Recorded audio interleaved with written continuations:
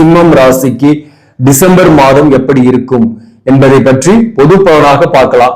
இந்த சிம்ம ராசியை பொறுத்தவரையிலும் கண்டகச்சனியோட பாதிப்பு, குறிப்பா மகம் நட்சத்திரத்தில் பிறந்தவர்களுக்கும் பூரம் நட்சத்திரத்தில் பிறந்தவர்களுக்கும் பாதிப்புகள் சற்று அதிகமாகவே கடந்த காலங்கள்ல இருந்தது. இந்த மாசத்தை பொறுத்தவரையிலும் ஏதால உத்திரம் நட்சத்திரத்துக்கு கேது வேற பயிற்சி ஆயிட்டார் நவம்பர் 10ல இருந்து. அந்த வகையில உத்திரம் மற்றும் மகம் நட்சத்திரத்தில் பிறந்தவர்களுக்கு கண்டகச்சனியோட பாதிப்புகள் சற்று அதிகமாக தான் இருக்கும். உறவோடு சில காலம் பிரிவோடு சில காலம் என்ற தலைப்பு மாதிரிதான் இந்த நேரத்துல உங்களுடைய வாழ்க்கை இருக்கும்.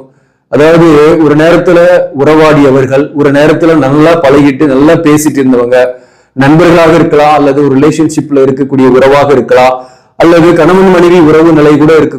ஒரு காலத்துல நல்லாதான் இருந்துச்சு. ஆனா கடந்த 2 வருஷமா பாத்தீங்கன்னாக்க அதுல பிரிவுகளும் சில கருத்து வேறுபாடுகளும்